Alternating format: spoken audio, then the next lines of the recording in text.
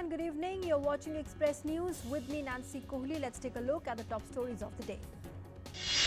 After the suspension of 7 Congress members of Parliament from the Lok Sabha, an all-party committee under the chairmanship of Lok Sabha Speaker Om Birla has been formed. The committee will inquire about the incidents that happened in the House between 2nd to the 5th of March. Later, after repeated adjournments, the Lok Sabha was finally adjourned till the 11th of March, following ruckus from the opposition benches.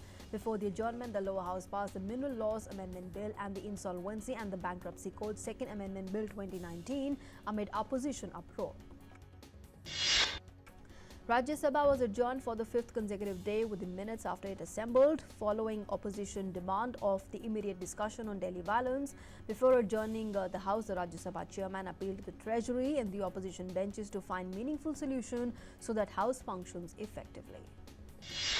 Total number of positive cases of coronavirus in the country rises to 31 as the resident of Delhi's Uttam Nagar confirmed positive. Special Secretary Health Sanjeev Kumar said that the patient has a travel history from Thailand and Malaysia and is stable now. Union Health Minister Dr. Harshvardhan held review meeting with the states via video conferencing. The minister stressed on the importance of keeping the testing and the quarantine facilities, isolation wards, labs in active readiness.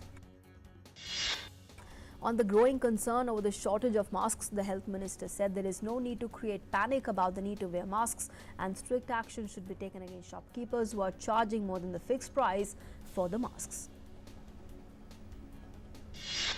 Union Minister Giriraj Singh said that poultry, fish and meat are totally safe for consumption as coronavirus does not affect them.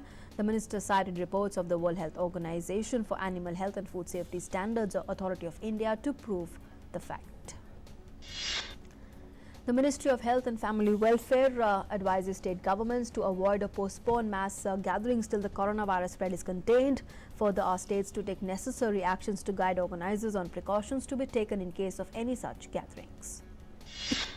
300 swab samples of stranded Indians in Iraq likely to reach India late night today.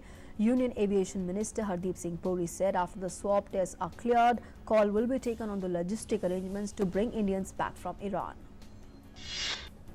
Parliament enforces restriction on the movement of visitors from 11th March to curb coronavirus spread. Mughal Gardens also to be closed for public from March 7th. Government employees exempted from marking the biometric attendance. President Ramnath Kovind administered the oath of office to Bimal Julka as Chief Information Commissioner. Julka was serving as Information Commissioner in the Central Information Commission before his current appointment. The Election Commission of India issued notification for biennial elections to 55 seats of the Rajya Sabha. Polling in these 55 seats will be held on 26th March. The counting will take place on the evening of 26th March, an hour after the conclusion of the polls. Supreme Court stayed the bail of 21 anti-CAA protesters granted by Karnataka High Court. Most of the accused are Popular Front of India activists. Supreme Court has ruled that organizations not having any connection with party politics or active politics cannot be denied access to foreign contributions. The Apex Court said it's a legitimate right of organizations who support public causes by legitimate means of dissent. Rain lashes part of North India, including national capital Delhi, bringing the mercury down. The Met forecasts more rain with thunderstorm. RBI Governor Shaktikanta Das assured that the central bank will take every measure needed to secure the economy against the challenges arising from the coronavirus epidemic. He further said that coronavirus impact on India will be limited as country's economy is not much integrated with the global value chain. RBI will take very swift action to put in place a scheme to revive Yes Bank, assures the central bank governor Shaktikanta Das after putting the 4th largest private lender under moratorium on Thursday. Later, the RBI also announced reconstruction scheme for the Yes Bank. Finance Minister Nirmala Sitharaman also assured depositors of Yes Bank that their money is safe as depositors from long queues outside branches of the Yes Bank to withdraw money. Yes Bank shares plunged nearly 56% to settle at 16.15. State Bank of India has expressed its willingness to invest in Yes Bank. Speaking with the media, SBI chairman said the Yes Bank problem is lender specific and not sectoral.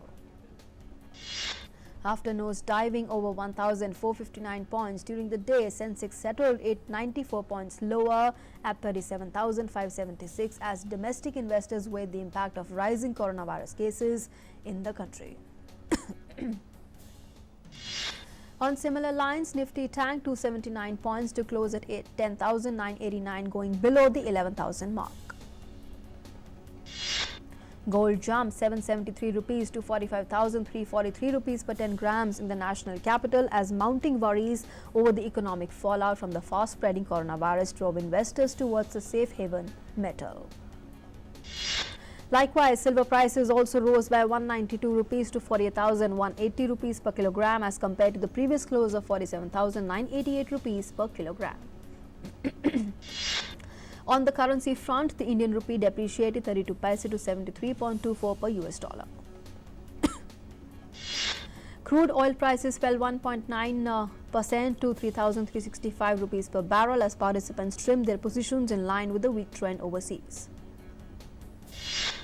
U.S. Secretary of State Mike Pompeo condemned the decision by the International Criminal Court to allow prosecutors to investigate whether war crimes were committed in Afghanistan by the Taliban, Afghan military and the U.S. forces after an appeals panel said that the truth-seeking inquiry should go ahead. The number of coronavirus cases around the world rose to 97,510, including 3,345 deaths across 85 countries and territories. The most affected countries after China are South Korea, Italy, Iran and France. The death toll in China's coronavirus outbreak has touched 3,042 with 30 new fatalities, while the confirmed cases have risen to 80,552 amid signs that the dreaded COVID-19 was stabilizing, including in the epicenter Hubei province. The Chinese health authorities have received reports of 143 new confirmed cases and 102 new suspected cases. China's top transport authority has said it will help transportation enterprises pull through as the novel coronavirus outbreak has dealt a temporary blow to their business. The Vice Minister of Transport said that the transportation industry is reeling from the epidemic with a significant drop in both passenger and freight flows. South Korea confirmed a total of 6,284 coronavirus cases, up by 196 cases. The Korea Centers for Disease and Control and Prevention also said 7 more deaths from the virus were reported, bringing the total to 42. South Korea strongly protested Japan's move to impose new, tighter travel restrictions on visitors from China and South Korea. Japanese government defended the tighter travel restrictions on visitors from China and South Korea. They said it's not too late to help slow the spread of the coronavirus outbreak, as Seoul protested the measures as excessive. South Korean soldiers from the Capital Defense Command disinfected streets in Gangnam district amid the rapid increase of coronavirus cases across the country. The soldiers wearing protective suits and goggles marched down streets while spraying disinfectant. The country has confirmed a total of 6,284 coronavirus cases. The World Health Organization expressed concern for countries that are not well prepared for the novel coronavirus disease outbreak. The WHO urged all the parties should make all the efforts to prevent and control the epidemic. The officials are concerned about the increasing number of countries reporting cases, especially those with the weaker health systems. US President Donald Trump is expected to sign an $8.3 million measure to help tackle the coronavirus outbreak. The legislation would provide federal public health agencies money for vaccines, tests and potential treatments and help state and the local governments prepare for and respond to the threat. 12 have died in the US due to the deadly virus. Australian Prime Minister Scott Morrison said that his government, in collaboration with the country's states, would create a $1 billion fund to treat coronavirus patients, though he cautioned more money may be needed. Australia has recorded 60 cases of the coronavirus and 2 people have died from the virus. With the rising number of coronavirus cases in South Korea, the authorities are struggling to provide medical resources to all the patients. The hospitals in Daegu are struggling as there are limited quarantine treatment facilities. There is also a lack of manpower as many medical staff are also quarantined. Workers at the South Korean mask factories are working 24 hours to meet demand amid virus fears. At a face mask factory on the periphery of the South Korean capital of Seoul, workers are churning out 300,000 masks per day, and it's still not enough to meet the demand. The coronavirus outbreak in China has left the economy severely affected, especially small businesses. The small businesses are struggling to survive amid the outbreak. With neither staff nor customers, the businesses have been closed for nearly 2 months now. Singapore's Minister for National Development said that the outbreak of the coronavirus in the world is starting to look like a pandemic. Singapore Minister of Health said that local fatalities resulting from the virus locally will be inevitable at some point in time. Saudi Arabia reopened two of the most holy religious sites in Islam, Al-Haram Mosque in Mecca and Al-Masjid Al-Nabawi in Medina, after they were closed for sterilization to halt the spread of the coronavirus. Saudi Arabia closed the sites to foreign pilgrims and traditional tourists from some 25 countries to stop the spread of the virus. Palestinian President Mahmoud Abbas declared a 30-day state of emergency, and Bethlehem's Church of the Nativity was closed following the discovery of 7 cases of coronavirus in traditional birthplace of Jesus. All the schools, colleges and kindergartens have been closed and foreign tourist reservations have been cancelled. UNESCO has released data that shows that education of over 290 million students in 13 countries has been disrupted after their schools were shut down due to the coronavirus epidemic. UNESCO Director General said that disadvantaged children are the worst hit by the emergency measures. Greece reported 22 new coronavirus cases detected among a tour group who had recently returned from Israel and Egypt. The total number of cases now stands at 31, distributed in 3 cities of the country. Greece's health ministry said that 3 of the 22 new cases are in serious condition and the rest are mild. French President Emmanuel Macron met with public and private researchers in Paris as health authorities around the world race to concoct a vaccine against coronavirus. Coronavirus has claimed 6 lives in France till now and has infected nearly 377 people. British Prime Minister Boris Johnson said Britain was looking at moving into the second of its 4-stage plan to combat coronavirus after the UK recorded its first death from the disease. Johnson said the government was still looking to contain the disease spread, but would now be expanding its work to try and delay a wider outbreak. West Bank, a landlocked territory near the Mediterranean coast of Western Asia, has identified 7 positive cases of coronavirus. The Palestinian health minister confirmed that 7 were Palestinian employees at Bethlehem's Angel Hotel. 4 fugitive suspects go on trial in the Netherlands on the 9th of March. They are charged with the murder of 298 passengers and crew aboard Malaysia Airlines Flight 17, which was shot down with a Russian-made missile over eastern Ukraine in July 2014. Tensions flared at Greece's mainland border with Turkey as volleys of tear gas were fired from the Turkish side of the fence towards Greek border forces. There has been a standoff in the border area of Kastini since 20th February, when Ankara said it would no longer hold back thousands of migrants stuck in the country under a deal brokered with the European Union. A ceasefire in northern Syria agreed between Russia and Turkey has come into force with the aim to halt intense fighting that has sparked a humanitarian disaster and raised fears of their armies clashing. The deal struck between Russian President Vladimir Putin and Turkish counterpart Erdogan comes after an escalation of violence in Idlib. European Union countries gave a cautious welcome to a Russian-Turkey ceasefire in Syria as a sign of goodwill, but urged the warring parties to allow in more humanitarian aid. Foreign ministers from 27 European Union states are meeting for talks in Zagreb on the crisis in Syria's northwestern Idlib province. A gunman launched an attack at a ceremony in the Afghan capital of Kabul. The ceremony was attended by top Afghan political leader Abdullah Abdullah. He escaped unharmed. The Interior Ministry spokesperson said that the scene of the attack in the west of Kabul has been cordoned off by security forces. More than 50 people in Zambia have been killed in mob violence triggered in response to attacks in which people were sprayed with poisonous substances. President blamed church leaders for some of the reprisals. Chinese authorities say they will ease restrictions in Wuhan, the center of the coronavirus outbreak, which is still in lockdown. When the situation improves, China alone has over 80,000 coronavirus cases. BCCI President Saurav Ganguly has denied permission for Saurashtra all-rounder Ravindra Jadeja to play in the Ranji Trophy final starting on 9th of March owing to India's international commitments. With the 3 ODI series versus South Africa starting on the 12th of March, Ganguly told the Saurashtra Cricket Association president that country first principle needs to be followed while turning down the request. As India gets ready to play the finals against Australia in the Women's T20 World Cup, former cricketer Sachin Tendulkar gave a special message to the team and said they just need to focus on playing the finals. The Master Blaster also said that at the end of the day, it's just about bringing laurels for the country.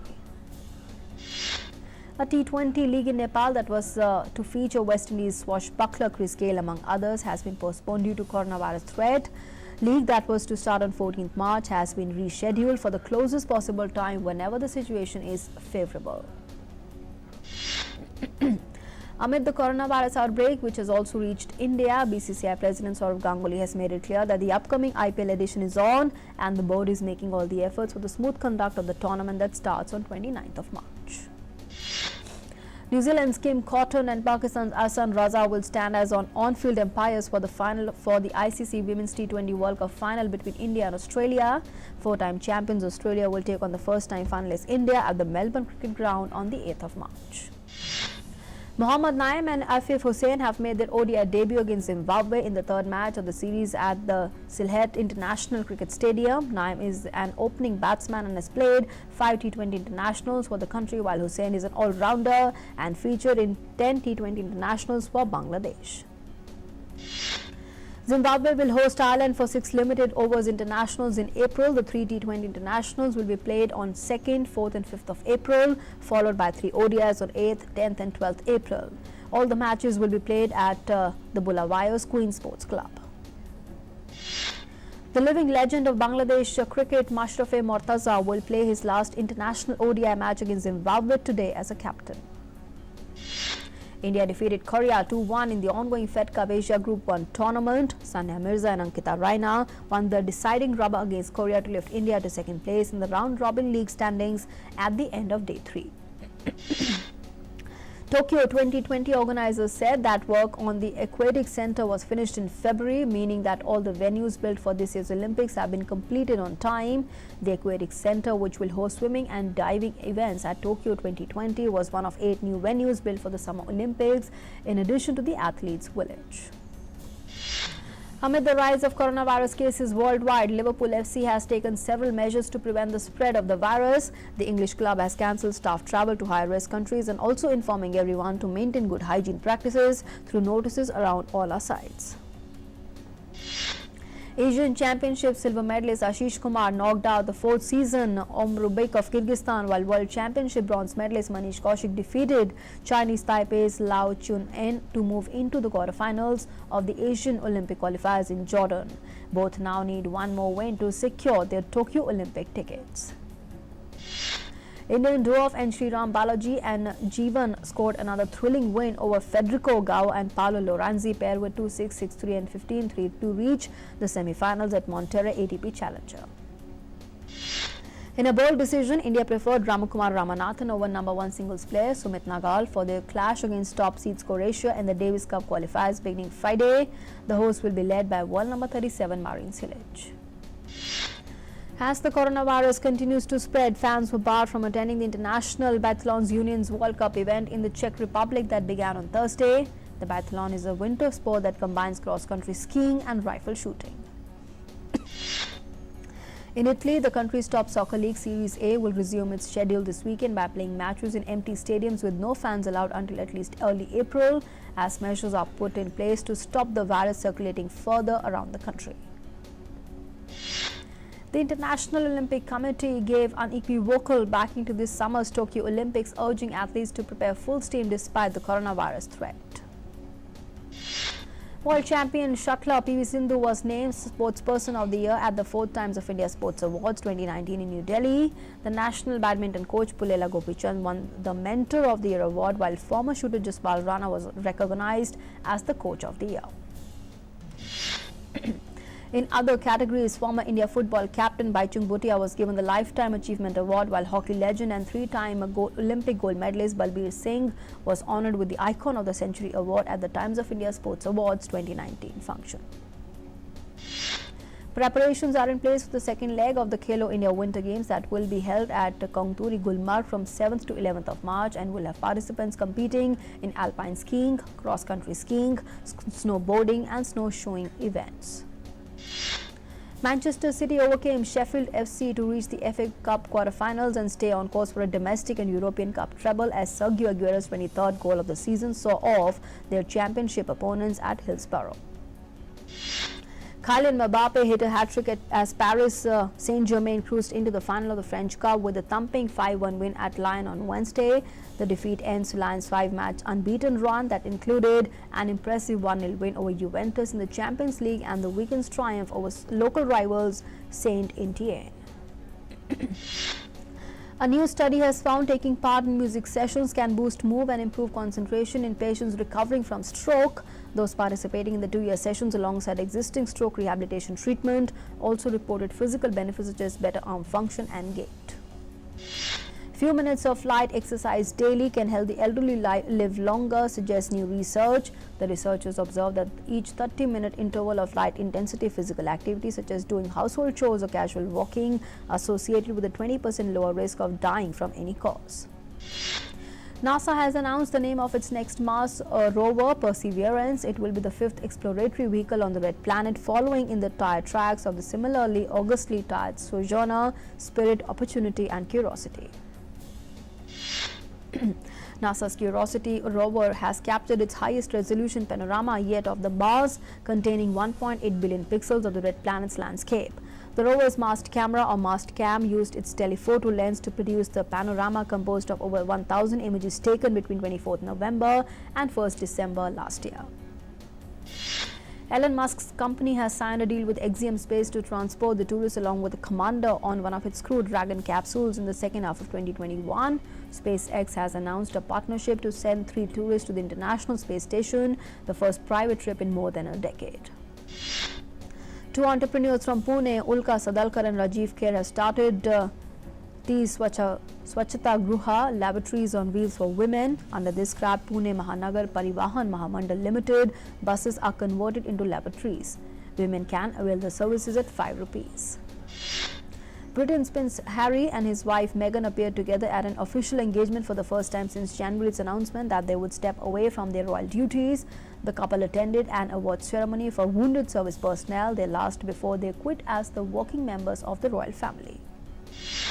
In the New York City, after nearly 50 years of hip-hop, the unique art form is getting a museum on its birthplace of the Bronx. Museum has been built to make sure that the history is properly documented so that the stories can be told accurately by the people who created the history themselves. The troops of the self-proclaimed Donetsk People's Republic marched in front of Vladimir Klopov's house to the sound of military orchestra. He is one of the few remaining World War II veterans in Ukraine's rebel-held East, who received a military parade in his honor as a present for his 97th birthday. Australian newspaper distributes pages of toilet paper to highlight issue of tissue crisis during the coronavirus outbreak. The news publisher posted video of the toilet paper edition paper with hashtag toilet paper crisis, as the Australian government has urged people not to stockpile it. Victorian Britain took Florence Nightingale into its heart as the lady with the lamb who tended wounded soldiers, but a new exhibition shows her as a tough pioneer whose principles on hygiene underpin nursing as the world battles coronavirus. To combat the worrying aspect of coronavirus, an association of owners of historic bars and cafes in Venice's famous St. Mark's Square has begun offering a free drink with every drink ordered. It is an initiative created to try to survive to maintain a high mood in a particularly difficult and heavy moment. Tightrope walker Nick Valenta crossed a live volcano in Nicaragua, completing the trek 1,800 feet over glowing lava. Valenta walked with oxygen mask and shades over the Masaya volcano to block gases emanating from swirling lava below. Built during the reign of King Djoser from the 3rd dynasty, Egypt opened the stepped pyramid of Djoser in Saqqara, which dates back about 4,600 years, after an intermittent restoration process for nearly 14 years at a cost of £104 million. All set to compete in next month's inaugural International Jet Suit Race series in Bermuda, Lake Coates, a 47-year-old helicopter pilot hopes to fly high. The world's first female jetpack pilot hopes she can inspire more women to soar to new heights. Elizabeth Moss is set to make her directorial debut in the 4th season of the award-winning drama Handmaid's Tale, based on Margaret Atwood's dystopian novel of the same name. Moss, who plays June Osborne in the series, will direct the 3rd episode of season 4. Pop star Katy Perry and actor Orlando Bloom have decided to postpone their wedding in Japan in the wake of the coronavirus outbreak. The couple, who is expecting their first child together, was all set to get married somewhere around June. However, they have reportedly decided to put their plans on hold. Actor Dylan McDermott is the latest addition to the cast of Will Smith's star King Richard. The film, to be directed by Ronaldo Marquez Green from a script by Zach Bailey, is a biopic on tennis stars Venus and Serena Williams' father, Richard Williams. Teen star McKenna Grace is set to re-team with filmmaker James Wan for upcoming horror movie Malignant. The two previously worked together on 2019 blockbuster Annabelle Comes Home. The new movie, that hails from New Line, will be helmed by Van from a screenplay by Ekla Cooper and J.T. Petty. World of Dance judge and six-time Dancing with the Stars winner Derek, who has boarded the second season of Disney Plus High School Musical, the musical series, who will play Zach, a drama teacher at East High's rival school North High, who also happens to be the former boyfriend of Miss Jen. Venom star Riz Ahmed is in negotiations to star in Exit West, to be produced by Michelle and Barack Obama's Higher Ground Productions. Avengers Endgame directing duo Joe and Anthony Russo are also on board the project as producers. The film is an adaptation of Pakistani author Mohsin Hamid's best-selling book of the same name. The novel coronavirus threat, which has led to cancellation of many events everywhere, has also impacted the schedule of the 20th edition of the International Indian Film Academy Awards. A statement issued by the IFA organizers read that they have decided to shift the date of the event that was scheduled on 27th to 29th of March in Indore. Coronavirus fears have also postponed the Lotus Makeup India Fashion Week that was organized by the Fashion Design Council of India. It was originally set to take place from 11th to 15th March, but on Thursday, the chairman announced that they were postponing the fashion gala. Actors Elizabeth Hurley and Hannah Simone are set to star in an upcoming CBS comedy pilot. The untitled multi-camera project is created by Corinne Kingsbury and John Francis Daly and Jonathan Goldstein. The show will revolve around the relationship between a woman and her mother. Hanel Culpepper has been roped in to direct the reboot pilot of Kung Fu for the CW. Culpepper will also serve as the executive producer on the project. She made headlines when she was roped in to direct the first 3 episodes of Star Trek Picard at the CBS All Access. She made a history by becoming the first female director to launch the new Star Trek series in 53 years. And with that, it's a wrap on this edition of the news. Thanks for being with us.